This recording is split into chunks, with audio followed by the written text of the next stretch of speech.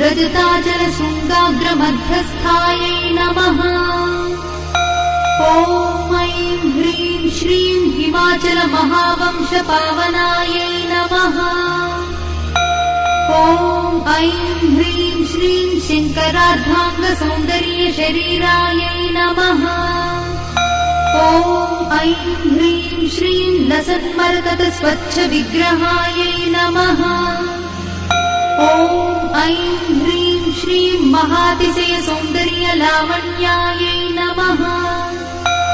ॐ ऐं ह्रीं श्रीं शशाङ्कशेखरप्राणवल्लभायै नमः। ॐ ऐं ह्रीं श्रीं सदा पञ्चदशात्मैक्यस्वरूपायै नमः। ॐ ऐं ह्रीं श्रीं वज्रमाणिक्यकटककिरीटायै नमः।